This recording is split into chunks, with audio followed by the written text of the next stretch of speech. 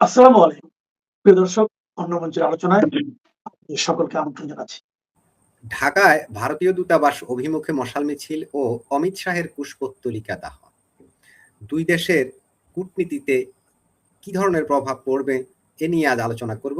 চাইলে সাবস্ক্রাইব করে যুক্ত থাকতে পারেন। চলুন শুরু করি। আমাদের সাথে যুক্ত আছেন রাজনীতি বিশ্লেষক শেখ ফরিদ। ফরিদ ভাই, আপনাকে স্বাগত জানাই।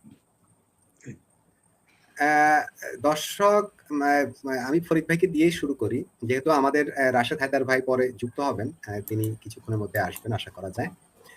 ফরিদ ভাই, অবৈধ অনুপ্রবে পুশিন, যেটাকে অবৈধ পুশিন বলা হচ্ছে, ভারতীয় আধিপত্যবাদের বিরুদ্ধে 11 দফা দাবিতে রাজধানীর ভারতীয় দূতাবাস অভিমুখে মশাল মিছিল করেছে বাংলাদেশ আজাদ পার্টি। এবং এই আজাদ পার্টি তারা ভারতের স্বরাষ্ট্রমন্ত্রী অমিত শাহের পুষ্পোত্তলিকা দাহ করেছে। যদিও ওই মশাল মিছিলটাকে মিরপুর 1 নম্বরেই থামিয়ে দিয়েছিল আইন শৃঙ্খলা বাহিনী, সেখানে তারা অমিত শাহের পুষ্পোত্তলিকা দাহ করেছে। প্রশ্ন হলো, বাংলাদেশ এবং ভারতের মধ্যে ইউনূস সরকারের সময় যে টানাপোড়েন ছিল, সম্পর্ক, যে তিক্ত সম্পর্ক তৈরি হয়েছিল, সেটা অনেকটা প্রশমিত হওয়ার একটা লক্ষণ আমরা বিএনপি সরকার শপথ নেওয়ার পর থেকে আমরা দেখে আসছিলাম। সেখানে বর্তমান পরিস্থিতিটা আসলে কি, যে ভারত দূতাবাস অভিমুখে এই ধরনের মশাল মিছিল এবং ভারতের স্বরাষ্ট্রমন্ত্রীর পুষ্পস্তলিকা দাহ, আপনি কিভাবে দেখেন এই বিষয়গুলো? ধন্যবাদ আপনাকে। ফরিদ ভাই, সেই সাথে আপনার দর্শকদের সালাম, নমস্কার এবং শুভেচ্ছা। আপনি যে পার্টি নাম বললেন, কি যেন বজ্জাত পার্টি নাকি কি যেন পার্টি, কই থেকে কই ভুইফুর পার্টি তৈরি হয়ে আসে। এটা হচ্ছে বাংলাদেশ আজাদ পার্টি। ও বাংলাদেশ, ওটা আসলে নাম হবে বাংলাদেশের পাকিস্তানি বজ্জাত পার্টি। কিসের আজাদ পার্টি, আজাদ পার্টি?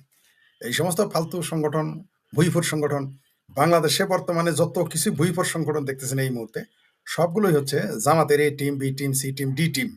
এমনকি জামাতের হইলো কোটটাই পড়ার টিম হলো খোদ বিএনপি। তো এইগুলো এরা তো বলবে এরা কুশপুত্তলিকা দাহ করছে, অথচ তারা আবার কুশপুত্তলিকা হারাম হারাম মনে করে, তারাই আসছে কুশপুত্তলিকা দাহ করতে।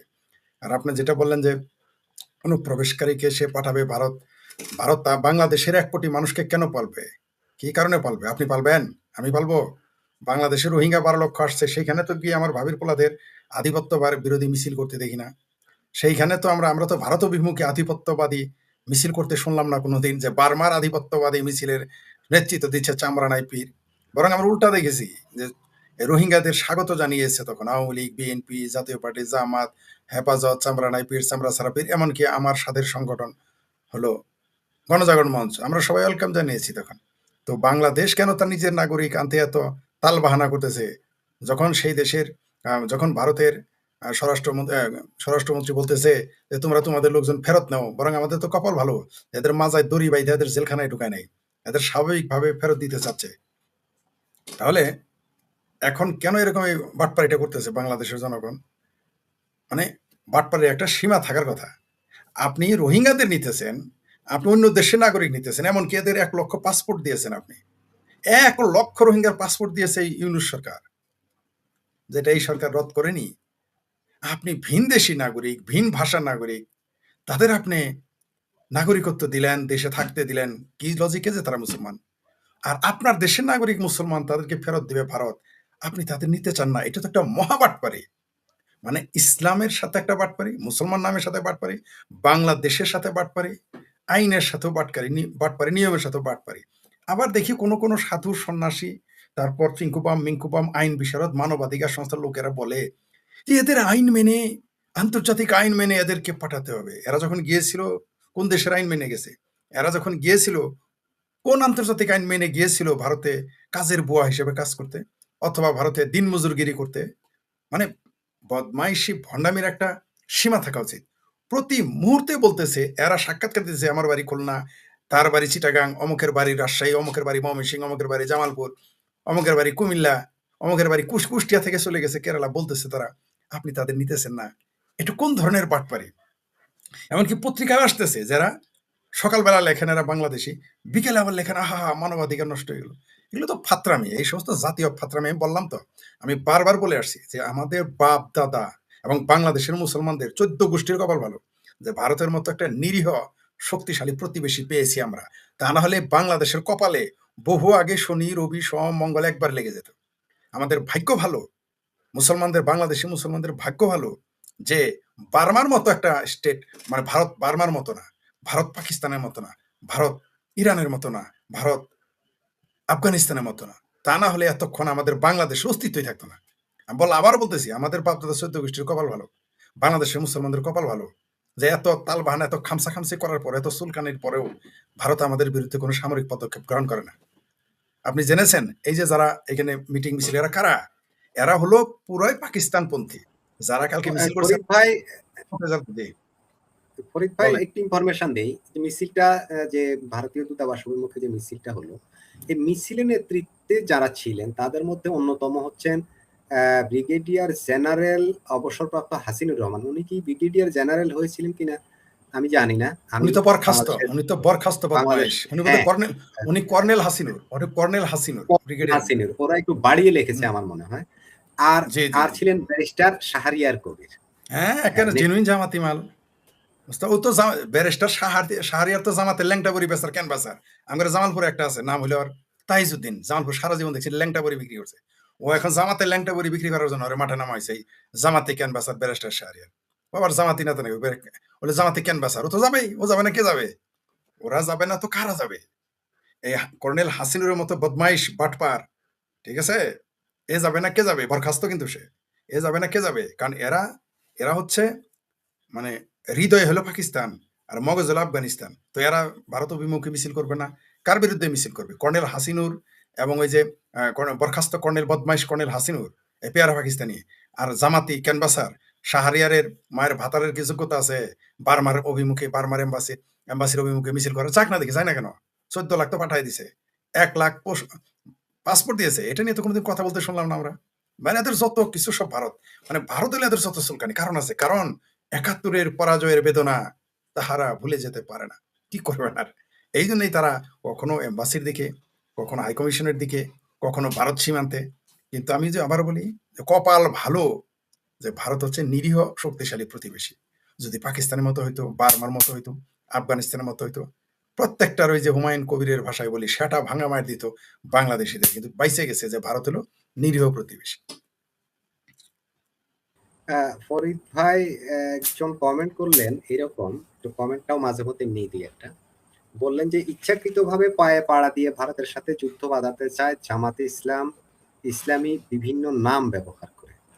সঠিক আপনারা কি বলেছেন, এটা মনে যিনি হয়? লিখেছেন সঠিক লিখেছেন, যিনি লিখেছেন এটা সঠিক লিখেছেন। জামাত চাচ্ছে যে একটা যুদ্ধ বাদলে তারা প্রমাণ করবে, এই যে দেখো, এই যে দেখো, তারা 71-এর প্রতিশোধ নিতে চায়, পরাজয়ের প্রতিশোধ নিতে চায় পাকিস্তানের পক্ষে। কিন্তু জানে না আবার তারা পরাজিত হবে। এইবার যে পরাজিত হবে চরম ভাবে। এইবার কিন্তু বঙ্গবন্ধু নাই যে তাদের ক্ষমা করবে। এবার কিন্তু বঙ্গবন্ধুর মতো বৃহৎ হৃদয়ের কোন আওয়ামী লীগের নেতা না যে তাদের ক্ষমা করবে। অস্তিত্ব এদের এইবার জামাতিদের অস্তিত্ব বিলীন হয়ে যাবে ভারতের সাথে যুদ্ধ লাগার সাথে সাথে। আমরা জানি এই দেশের যাত্রাবাড়ির মাদ্রাসা আর সাভারের মাদ্রাসা আর মিরপুরের মাদ্রাসার পোলাপানদের যদি স্বপ্ন দেখে ভারত দখল করবে, তাহলে তো হইতই। দুনিয়াটা যদি, হ্যাঁ, মাদ্রাসা দিয়ে কি করা যায়, ওই ওই অঞ্চলের সাম্প্রদায়িকতা নষ্ট করা যায়, ওই অঞ্চলের সভ্যতার সংস্কৃতি নষ্ট করা যায়, কিন্তু যুদ্ধে আপনি জিততে পারবেন না। এত সহজ না। ফরিদ ভাই, পরিস্থিতিটা এমন যে মানে যেটা মনে হয় আর কি, আমাদের সরকারও কিন্তু অনেক ক্ষেত্রে নিশ্চুপ, কোনো মন্তব্য করে না। যেমন আমাদের স্বরাষ্ট্রমন্ত্রীরও এই বিষয়ে আমরা কোনো মন্তব্য কিন্তু পাচ্ছি না। বিষয়টা কেমন আমাদের রহস্যময় মনে হয় না? হ্যাঁ, নিঃসন্দেহে রহস্যময়। মানে জামাতের সাথে তাদের সম্পর্ক হলো দোস্তি না ঝুটে, দুশ্মনী না টুটে, এরকম একটা ভাব নিয়েছে আর কি। এগুলো তো আমরা বুঝি। এমন তো হতে পারে যে সরকারই বলছে তোমরা এগুলো মিছিল করো, সরকার চাইনাতে যাইতেছে, চাইনাতে যাওয়ার আগে একটু চাইনাকে বুঝাইলো এই যে দেখো আমাদের বাংলাদেশে কত ভারত বিরোধী মানুষ, এটা বুঝাইতে পারে। আর ভারত বিরোধী তো অবশ্যই বাংলাদেশে আছে, কোনো সন্দেহ নেই। বাংলাদেশে ইসরায়েল আর ভারত বিরোধী মানুষ গিজ গিজ করে, কোনো সন্দেহ নেই। এমনকি আওয়ামী লীগের ভিতরেও রয়েছে ভারত বিরোধী মানুষ, আওয়ামী লীগের ভিতরেই রয়েছে আওয়ামী লীগের মূলনীতি বিরোধী মানুষ। তাও এখানে তো ভারত বিরোধী প্রচুর মানুষ রয়েছে, কোনো সন্দেহ নেই। তো এই ভারত বিরোধী এরা, এরা তো এরকম করবেই। আসলেই তো বঙ্গবন্ধু একটা জাতিকে স্বাধীনতা দিয়েছিলেন যারা আসলে স্বাধীনতা মনে হয় চাইতো না। যদি চাইতো স্বাধীনতা, তাহলে এত মুক্তিযুদ্ধ বিরোধী মানুষ কিভাবে থাকে, 71 বিরোধী কিভাবে মানুষ পয়দা হয়? অনেকেই বলবে যে আজকাল তরুণরা আমরা শিখাইতে পারি। তরুণরা জামাতে ইসলামের শিক্ষাটা কে দিল? ওই শিক্ষা কেন নিল তারা? বাংলাদেশে কি বইপত্র পত্রিকা কম আছে? তারা জামাতে শিক্ষা নেয়। অনেকেই দেখে অভিযোগ করে আওয়ামী লীগ এটা ব্যর্থ, আওয়ামী লীগ ওইটা ব্যর্থ। আর ভাই আওয়ামী লীগ তোমার তো, আওয়ামী লীগ তো ইয়াবা খেতে পায় নাই, খাইলা কেন? আওয়ামী লীগ তো বলে নাই পাকিস্তানি ওটা খাইলে ওটা করলা কেন? করলা কেন? আওয়ামী লীগ ৭১-এর একবার দাবি করে আওয়ামী লীগ ৭১-এর চেতনা বিক্রি করে গেছে। আবার বলে মুক্তিযুদ্ধের চেতনা বাস্তবায়ন করে নাই। কোন দিকে যাবে আওয়ামী লীগ? মানে বিষয়টা এরকম যে পায়েস দেয় নাই বলে গু খাইছে। তো তুমি গু খাবা, তোমার তো ইচ্ছাই গু খাওয়ার, তো কি করবে? বাংলাদেশের যে জনগণেরা আমি অনেক সময় বলি যেরকম কোচিং সেন্টার, মাদ্রাসা, স্কুল, কলেজ, বিশ্ববিদ্যালয়ে মুক্তিযুদ্ধ বিরোধী চেতনা জামাত বাস্তবায়ন করতে পেরেছে, ছড়িয়ে দিয়েছে। ছড়িয়ে দিলে তুমি নিবা কেন? ৭১-এ পাকিস্তান বাহিনী কি এই দেশে মুক্তিযুদ্ধ আওয়ামী লীগ নিষিদ্ধ হয়ে গেছে যে দেশে, জামাত নিষিদ্ধ করার কথা কেন কোনোদিন উঠে নাই? এই দেশে কেন উঠলো না? তার মানে এই দেশের মানুষ ৭১-এ মুক্তিযুদ্ধ চায় নাই। এই বাটপার এই বাংলাদেশের মানুষ। এই বাংলাদেশের মুসলমানরা দিন সাথে মুসলমান থাকে। মানে আকাম করবো, ইয়াবা খাবে, মদ খাবে, জুয়া খেলবে, বদমাইশি করবে, জমি দখল করবে, দিন শেষে মুসলমান থাকে। এবং ওই চেতনা থেকেই এই দেশের মানুষ ৭১-এর যে স্বাধীনতা বিরোধী তাদের ক্ষমা করে দেয়। নইলে বীর বিক্রম যে ব্যক্তিটি এখন বসে আছে স্পিকারের পদে, তিনি একজন বীর বিক্রম মুক্তিযোদ্ধা। কত বড় বাটপার, কত বড় বদমাইশ হলে স্বাধীনতা বিরোধীদের শোক প্রস্তাব নিয়ে আসে? আপনি বলেন সাইদি, নিজামী, গোলাম আজমের শোক প্রস্তাব এরা কেমনে নিয়ে আসে? কত বড় বেহায় বজ্জাত মুক্তি! এরা কি মুক্তিযোদ্ধা ছিল? এরা ছিল বাই চান্স মুক্তিযোদ্ধা। এগুলোই বেশি বাংলাদেশে। বাংলাদেশে বাই চান্স মুক্তিযোদ্ধাই বেশি, এবং তাদের হাতে বাই চান্স মুক্তিযোদ্ধাদের হাতে ক্ষমতাটা বেশিরভাগ সময় ছিল। বিশেষ করে যারা সেনাবাহিনী, এরা ৮০-৯০% হচ্ছে বাই চান্স মুক্তিযোদ্ধা। এরা জেনুইন মুক্তিযোদ্ধা না। তার প্রমাণ আপনি পাচ্ছেন যে মেথর আক্তার যেমন চলে গেছে জামাতে, কর্নেল অলি যায় তার বয়ানের সাথে জামাতের বয়ানের কোনো পার্থক্য আছে? ওই যে আরেক কর্নেল যে হাসিনুরের কথা বললেন, আরেক বাটপার, এও কিন্তু খেতাবপ্রাপ্ত মুক্তিযোদ্ধা, কিন্তু আর ভাষণ দেখছেন, আর কথাবার্তা দেখেছেন? টোটালি মুক্তিযুদ্ধ, এটা হলো বাই চান্স মুক্তিযোদ্ধা। রাওয়া নাকি সওয়া ক্লাব থেকে মিছিল হয়, ৫ই আগস্টে হয়েছে। এখন ওই যে বজ্জাত বাংলাদেশ বজ্জাত পার্টি নাকি ফজ্জাত পার্টি বলেন, এগুলো মিছিল ওই সওয়া ক্লাবের লোকেরাই, রাওয়া ক্লাবের লোকেরাই গিয়ে ওইখানে ওই রিটায়ার্ড আর্মিরা ওইখানে মিটিং করতেছে। এই দেশের মোল্লা আর মিলিটারি কোনোদিন এই দেশে মুক্তিযুদ্ধ চায় নাই। বারবার আমি বলি, এই দেশের মোল্লারা তো মুক্তিযুদ্ধ চাই নাই, এতে তো কোনো সন্দেহ নাই। এই দেশের কোনো মসজিদ মাদ্রাসা আমাকে একটা দেখাইতে পারবেন বাংলাদেশে? একটা মসজিদ মাদ্রাসা প্রকাশ্য বাংলাদেশে মুক্তিযুদ্ধের পক্ষে ছিল? গোপনেও ছিল না, দেখাইতে পারবেন না, ছিল না। যেমন বাংলাদেশের কোনো মুসলিম কান্ট্রি, মুসলিম অধ্যুষিত দেশ একটাও বাংলাদেশের পক্ষে ছিল না। শুধু তাই না, আপনি ভারতে কি মুসলমানদের আমাদের পক্ষে মিছিল করতে দেখেছেন? শুনেছেন কোনোদিন? কোন ইতিহাসের বই দেখেছেন যে ভারতের মুসলমানেরা আমাদের পক্ষে ছিল? না, ছিল না, এখনো নেই।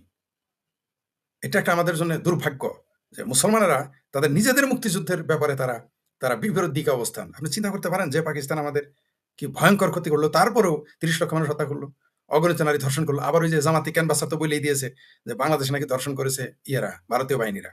কয়দিন পরে বলবে যে ৩০ লক্ষ হত্যা করেছে ভারতীয় বাহিনী, এটা বলবে এরা। শুধু তাই না, আমি বলেছি তো এই জামাতিরা বাংলাদেশের যে কোনো কিছু, বাংলাদেশে যদি বৃষ্টি না হয় ভারত দায়ী, বাংলাদেশে যদি ঝড় হয় ভারত দায়ী, বাংলাদেশে যদি তুফান হয় ভারত দায়ী। শুধু একটা কথা বলা বাদ রাখছে যে বাংলাদেশে যে মাদ্রাসাগুলোতে যে বলাৎকার হয় এগুলোর জন্য ভারত দায়ী। এই একটা কথা বলা শুধু বাদ রাখছে। এটাও কয়েকদিন পরে হয়তো বলা শুরু করবে। যদি মনে করেন আপনি কোনোভাবে চাপ দেন, মানে জাতীয় এবং আন্তর্জাতিক ভাবে চাপ পড়ে যে মাদ্রাসায় বলাৎকার হচ্ছে, এগুলো বন্ধ করো বা এগুলো নজরদারিতে আনো, তখনই দেখবেন বলে ফেলবে এটা ভারতীয় ষড়যন্ত্র। ওই মাদ্রাসায় বলাৎকার হয় ভারতের কারণে, বা ভারত করায় টাকা দেয় মৌলবীতে, এগুলো বলা শুরু করবে। এদের পক্ষে সবই সম্ভব। আপনি দেখেন না, বেহায়া বেলাজ ওই খেলাফতি, এই যে ৫০১ নম্বর মৌলবী বা নবী রাসূল পর্যায়ে হয়ে গেছে, তার জন্য মিছিল হয়। কত বড় বাটপার, কত বড় মিথ্যুক, কত বড় ধোঁকাবাজ! আপনি দেখতেছেন না এই বাটপারটা এখন কত লম্বা লম্বা ফিরিস্তি দেয় আর তার পক্ষে মিছিল হয়। লম্পটের পক্ষে আজকাল মিছিল হয়। শুধু খেলাফত না, জামাতেরাও দেখেছেন যে তাদের যখন ছাত্র শিবির নষ্টামি করে, বদামি করে ধরা পড়ে, তখন আল্লাহ রসুল এবং নবীদের সাহাবীদের নিয়ে আসে যে এরাও এগুলা করতো। এরা এরকম বদমাইশ। তো এরা, ওদের কথা বাদ দিলাম, আমরা স্বাধীনতা বিরোধী, কিন্তু যারা স্বাধীনতার পক্ষের আমরা, সেই মুসলমানদের কথা বলতে দেখি না। এটা হলো আমাদের জাতীয় দুর্ভাগ্য। ফরিদ ভাই বিস্ময়কর এক মন্তব্য করেছেন ভারতে নিযুক্ত ইসরায়েলি রাষ্ট্রদূত রিউভেন আজার। তিনি বলছেন বাংলাদেশে এবং পাকিস্তানে হামাসের সংগঠন আছে। মানে আমি পাকিস্তানের সেক্টর বাদ দিলাম, যেহেতু বাংলাদেশের নাম আসছে আমি বাংলাদেশ নিয়েই কথা বলি। বাংলাদেশে হামাসের এই সংগঠন আছে, হঠাৎ করে ইসরায়েল এমন মন্তব্য কেন করলো? আসলে কি বাংলাদেশে হামাস থাকা কি সম্ভব? ফরিদ, কেন আপনার কি অবিশ্বাস হয়? যেই দেশে আজকে থেকে ২৫ বছর আগে মিছিল করেছে, আমরা হব তালেবান, বাংলা হবে আফগান, বাংলা হবে আফগান, আমরা হব তালেবান, এই মিছিল বাংলাদেশে কি করে নাই? আপনি শুনেন নাই? লাখো কোটি মানুষের মিছিল করেছিল। তারপরে হামাসের পক্ষে, বাংলাদেশের নাস্তিকেরা হামাসের পক্ষে, সিংকুবামেরা, বাংলাদেশের হিন্দু সিংকুবামেরা হামাসের পক্ষে। তো কি আপনি কি মনে করেন বাংলাদেশে হামাস নাই? কে বললো নাই? বরং এতদিন পরে ইসরায়েল বললো কেন, এটি তো আশ্চর্য। আমরা তো বলে আসছি 10 বছর আগে থেকেই বলতেছি যে হামাস জঙ্গি গোষ্ঠীর সমর্থক না, শুধু পৃষ্ঠপোষক এই দেশে আছে। কেন জিয়ার আমলে কি বাংলাদেশ থেকে গিয়ে ফিলিস্তিনে যুদ্ধ করে নাই? ফাতে লোহানির সেই দৃশ্যগুলো তা টিভিতে দেখতেন না আপনি? এগুলো মনে নাই এখন? আসছিল, আছে। শুধু তাই না, বাংলাদেশের মানুষ আফগানিস্তানে গিয়ে যুদ্ধ করে, ইরানে গিয়ে যুদ্ধ করে, পাকিস্তানে গিয়ে যুদ্ধ করে, রাশিয়ায় গিয়ে যুদ্ধ করে। হামাস থাকতেই পারে, এটা অস্বাভাবিক কি? নিঃসন্দেহে বাংলাদেশে হামাসের ঘাঁটি রয়েছে। ইসরায়েল এতদিন বলে নাই, তারা সবই জানতো, আমরা বলে আসছি, তখন আমাদের কথা পছন্দ হয় নাই, আমাদের কথা বিশ্বাস হয় না। আমাদের ঘাঁটি তো আছেই, না করুক। বাংলাদেশের মুসলমান প্রত্যেকে তো হামাসের সমর্থক। যেখানে পানি আছে সেখানে তো মাছ থাকবে। বাংলাদেশের প্রত্যেকটা মুসলমান এবং বামপন্থীরা সশৃঙ্খ আমরা সহ হামাসের কট্টর সমর্থক। এখান থেকে টাকা পাঠায় নাই, গাজার জন্য টাকা পাঠায় নাই? বলেন পাঠাইছে কিনা? তাহলে এখানে যেখানে পানি আছে মাছও তো আছে, হামাসের সমর্থক তো আছে। প্রত্যেকটা মুসলমানই তো চাই যে ইসরায়েল ধ্বংস হয়ে যাক। বাংলাদেশে কোন মুসলমান চায় না ইসরায়েল ধ্বংস? তাহলে হামাসের সমর্থক থাকলো না কেন? হামাসের ঘাঁটি থাকলো না কেন? আপনি কি করে অনুমান করলেন যে বাংলাদেশের লোক যায় যে হামাসের পক্ষে যুদ্ধ করে না? তার গ্যারান্টি কি? যদি পাকিস্তানের মতো একটা ফাত্রা দেশের পক্ষে গিয়ে যুদ্ধ করতে পারে টিটিপির জন্য, আমরা দেখেছি ইরান সীমান্তে ধরা পড়েছে, পাকিস্তান সেনাবাহিনী তাদের মেরেছে, আমরা দেখেছি। তাহলে ওইখানে তো এই হামাস হইতে পারে না? এটা অস্বাভাবিক কি? বাংলাদেশে আপনি 10 জন মুসলমানদের জিজ্ঞেস করেন তো সে হামাসের পক্ষে কিনা, 10 জনই বলবে তারা হামাসের পক্ষে। বামপন্থীদের জিজ্ঞেস করেন তো, 100 মধ্যে 100 জন বলবে তারা হামাসের পক্ষে। বামপন্থী হিন্দুদের বলবেন, তারা বলবে হামাসের পক্ষে। তাহলে এখানে হামাসের ঘাঁটি নাই কে বললো? তবে আমাদের কপালে শনি আছে, সেই লক্ষণটা এখন প্রকাশ হচ্ছে, এই তো, আর কিছু না। বাংলাদেশের কপালে খুব শনি আছে। ফরিদ ভাই, আমি তো এই প্রশ্নটাই করতে চাচ্ছি। এই যে আপনি যেটা বললেন যে আমাদের কপালে শনি আছে, ইসরায়েল যখন এই ধরনের মন্তব্য করে, এটাকে তো হেলায় উড়িয়ে দেওয়ার কোনো সুযোগ আমি দেখছি না। অন্তত আমার বিবেক বলছে এই এই এই ইসরায়েলি রাষ্ট্রদূত, ইভেন আপনি দেখেন ইসরায়েলি স্বরাষ্ট্রমন্ত্রী বা পররাষ্ট্রমন্ত্রী বা ইসরায়েলের ওই দেশের কোনো দায়িত্বপ্রাপ্ত ব্যক্তি বলেনি, বলল কে ভারতে নিযুক্ত যিনি রাষ্ট্রদূত তিনি। এখানে একটা ভৌগোলিক বিষয় চিন্তা করি আমরা, এবং এই বিষয়টাকে কি আপনি যেটা বললেন যে শনি আছে, আমি শনিটা একটু শুনতে চাই। আসলে ইসরায়েল যখন মন্তব্য করে এটাকে আমি ভয়ঙ্কর ভাবে দেখি। ইভেন আরেকটু বলি, আমাদের যে হোম মিনিস্টার কিংবা আমাদের পররাষ্ট্র মন্ত্রী, তারা এই বিষয়ে এর প্রতিবাদ করা কিংবা এ নিয়ে কোনো মন্তব্য এখনো পর্যন্ত করেনি। শুনেন, এই বিএনপির কি মুরদ হবে এই ইসরায়েলের বিরুদ্ধে প্রতিবাদ করার? জামাতের কি মুরদ হবে? বিএনপি কেন, জামাত কি প্রতিবাদ করেছে? আপনি বলেন। চরমোনাই প্রতিবাদ করেছে। এই সরকারে যে একজন প্রতিমন্ত্রী আছেন, আরে কি নাম, ভেপি নূর, ভেপি নূরের সাথে তো ইসরায়েলের গোয়েন্দাদের সাথে ছবি আছে, সেটা ছিল না? কে ছিল? তো এদের মুরদ হবে এর বিরুদ্ধে কথা বলার? আপনি যার কথা বলেন, ইসরায়েলের যে রাষ্ট্রদূত ভারতে অবস্থান করতেছেন, তিনি শুধু ইসরায়েলের শুধু রাষ্ট্রদূত না, তিনি এই দক্ষিণ অঞ্চলে, এই দক্ষিণ এশিয়ার ইসরায়েল এবং মার্কিন স্বার্থ দেখেন। তাকে ছোট মনে করেন না। তিনি শুধুমাত্র রাষ্ট্রদূত না, তার বক্তব্য মানে ইসরায়েলের পার্লামেন্টের বক্তব্য, তার বক্তব্য মানে পুরো ইহুদি রাষ্ট্রটির বক্তব্য। তার বক্তব্য খাটো করে দেখার কিছুই নেই। তার বক্তব্য মানে সারা পৃথিবী সেটা গ্রহণ করবে। তার বক্তব্য মানে পুরো ইউরোপ ইউনিয়ন সেটা গ্রহণ করেছে এবং করবে, এবং এই কথা তো সত্য। তো আমাদের খাইজ বেশি, আমাদের চুলকানি বেশি যুদ্ধ করার। আপনি আপনি একটা জিনিস খেয়াল করছেন, এই বক্তব্য দেওয়ার পরেই দেখেন বাংলাদেশে কিন্তু ওই ওই আইএস এর পতাকা উড়ানো শুরু করে দিছে। মানে তাদের অভিযোগটা কি, যে ফুটবল পতাকা উড়ানো যাবে না। বাংলাদেশে একটা নয়া ফাত্রামি শুরু করছে মৌলবীরা। লিল্লা খায়া সারা, কালকে যদি লিল্লা বন্ধ করে দেয় আওয়ামী লীগ, মাদ্রাসা অর্ধেক কমে যাবে। আর বিএনপি যদি লিল্লা দেওয়া বন্ধ করে, মৌলবীদের চর্বি কমে যাবে। কিন্তু এরা দেখেন ফাত্রামি কি করছে, কোনো ফুটবল যারা খেলতেছে তাদের কোনো পতাকা উড়ানো যাবে না। নয়া ফাত্রামি, নয়া সিস্টেম শুরু করছে। আজকারা পাইতে পাইতে বান্দর মাথায় উঠে গেছে। এটা কারণ কি? ইসরায়েল তো এই সুযোগটা নিবে। ফরিদ ভাই একটু জানতে চাই, সেটা হচ্ছে এই যে হামাসের কথা বললো, আমাদের সরকারের পক্ষ থেকে আমি আগে বলছি প্রতিবাদ করেনি কিংবা ব্যাখ্যা চায়নি, এই গেল একটা। দ্বিতীয় হচ্ছে, পৃথিবীর যেখানে হামাস আছে এটাকে ইসরায়েল নিষিদ্ধ সংগঠন হিসেবে, তো এই হামাসকে দমনের জন্য তারা কিন্তু দেশে দেশে হামলা পর্যন্ত করে বসে।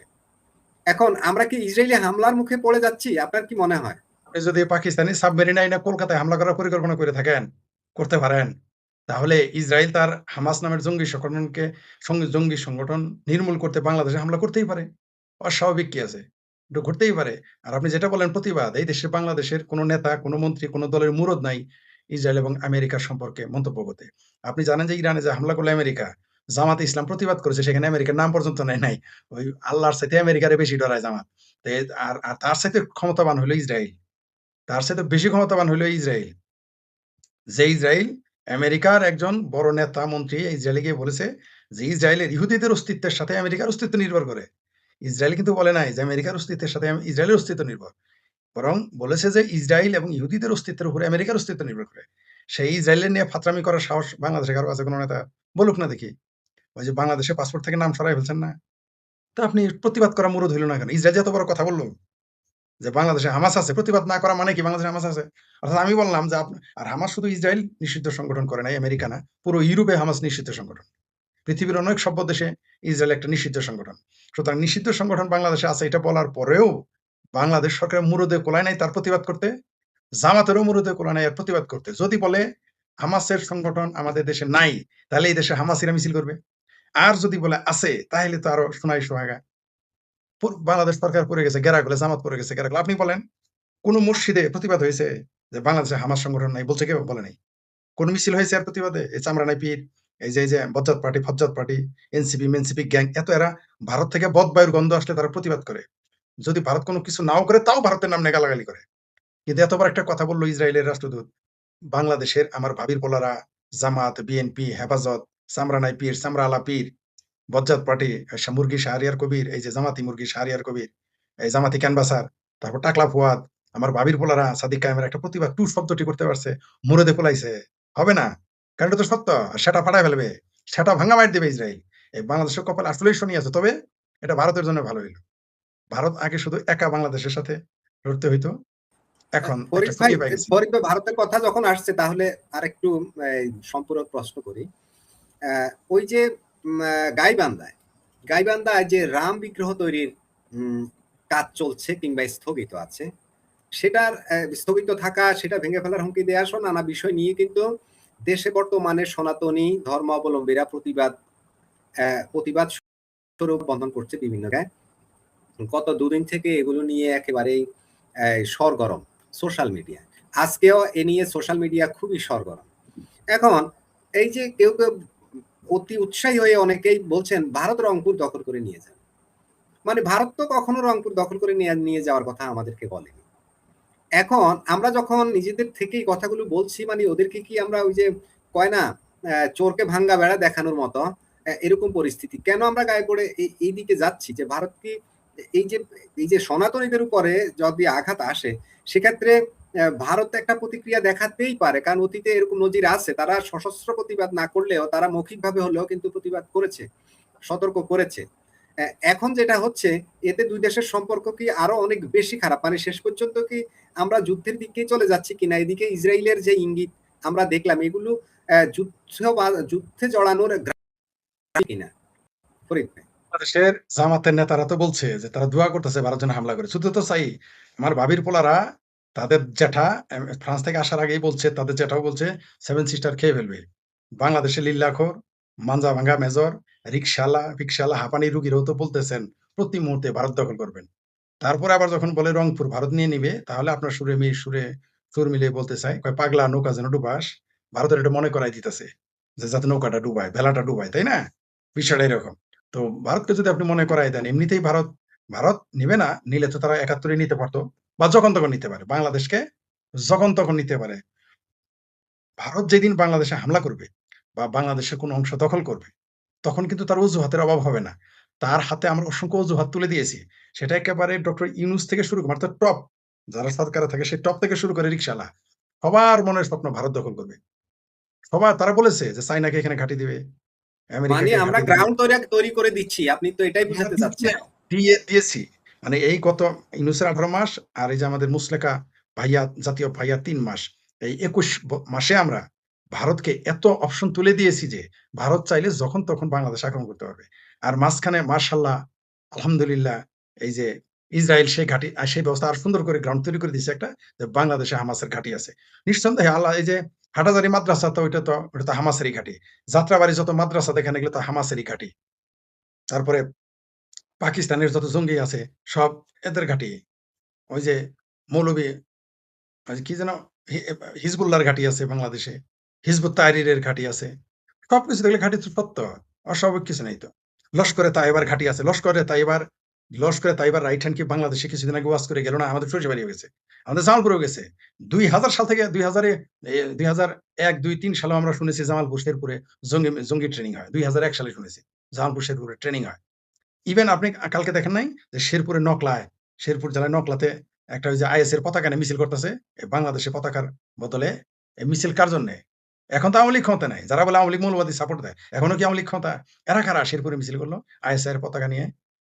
এরা তো ট্রেনিং প্রাপ্ত, কোনো সন্দেহ নাই। এবং বাংলাদেশে তো অবশ্যই আইএস এর ঘাঁটি আছে, লস্করে তাইয়েবা আছে, আরো কত কাশ্মীরের জঙ্গি সংগঠন আছে, পাকিস্তানের জঙ্গি সংগঠন আছে, টিটিপির জঙ্গি সংগঠন বাংলাদেশে আছে। নইলে বাংলাদেশের ছেলে টিটিপির হয়ে পাকিস্তানে কিভাবে যুদ্ধ করতে যায়? নিঃসন্দেহে বাংলাদেশে টিটিপির ঘাঁটিও আছে। নিঃসন্দেহে বাংলাদেশের সন্ত্রাসী সংগঠন টিটিপির ঘাঁটি আছে। নিঃসন্দেহে বাংলাদেশে সন্ত্রাসী সংগঠন হামাসের ঘাঁটি আছে। নিঃসন্দেহে বাংলাদেশে হিজবুল্লাহর ঘাঁটি আছে। নিঃসন্দেহে বাংলাদেশে ওই যে লস্করে তাইবা পাকিস্তানি ওই সংগঠনের ঘাঁটি আছে। কোনো সন্দেহ নাই। বাংলাদেশে কি শুধু হামাস? বহু রকম সন্ত্রাসী ইসলামী জঙ্গির ঘাঁটি আছে। কোনো সন্দেহ আছে আপনার? কি পড়ায় মাদ্রাসায় যে এটিএম আজহার নাকি কি যেন একটা ফাজার একটা পাতলা আছে না? ফদিল উড়ে যাবে। এরা তো এত ফালাফালি কিভাবে করে? মামুনুল হক আফগানিস্তানে ভিসা ছাড়া কিভাবে যায়? মধুপুরের পীর কিভাবে আফগানিস্তানে যায় ভিসা ছাড়া? আপনি ভিসা নিয়ে আমরা এক দেশে যাইতে পারি না। তারা ভিসা ছাড়া কিভাবে যায় আসা? আমাকে বুঝায় বলেন। অবশ্যই বাংলাদেশের জঙ্গি ঘাঁটি আছে। কোন সন্দেহ আছে আপনার? এই যে পাকিস্তান যাইতেছে, বাংলাদেশের ছাত্ররা আসতেছে যাইতেছে। জাহাজে কি আসতেছে না আসতেছে আমরা জানি?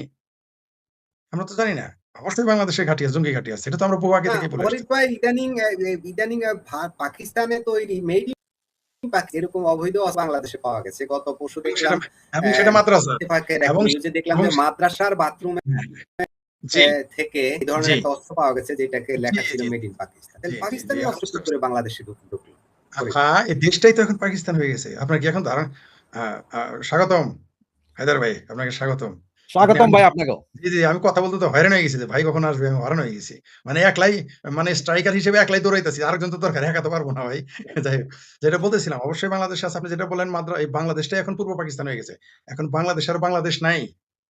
আপনি কে বলল যে পাকিস্তানের শুধু বন্দুক না, পাকিস্তানের বিমানও আছে কিনা এটা দেখেন। পাকিস্তানের ট্যাংক কামান আসছে কিনা সেটা দেখেন।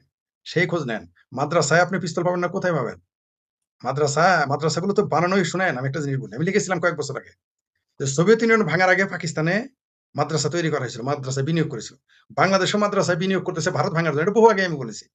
বহু আগে লেগেছে। মানুষ হাসাহাসি করত। ঠিক যেমন বলেছিলাম যে পাকিস্তান একদিন কলকাতায় পারমাণবিক হামলা করবে। মানুষ হাসাহাসি করত। এখন মিলছে কিনা? ওই যে পাকিস্তানের নেতা পাকিস্তানের আ সামরিক মন্ত্রী বলছে, প্রতিরক্ষা মন্ত্রী বলছে যে পাকিস্তানে কলকাতায় তারা পারমাণবিক হামলা করবে। আমি বলি এটা কেমনে মিলে গেল? সত্যি কথা কি? মানে আমি আশ্চর্য হয়েছি কেমনে মিলে গেল এত তাড়াতাড়ি। তারপর আবার এই যে ৩ দিনের বোধহয় হয় নাই বলছে যে পাকিস্তানের সাবমেরিন আসতেছে বঙ্গোপসাগরে। তো ঘটনাটা কি?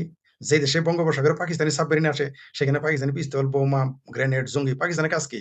পাকিস্তান যেমন কিছু মন্ডল থাকে ঝগড়া বাজায় দেওয়া ফায়দা হাসিল করা। মস্তানদের কাজ কি? যদি ঝগড়া বিবাদ না থাকে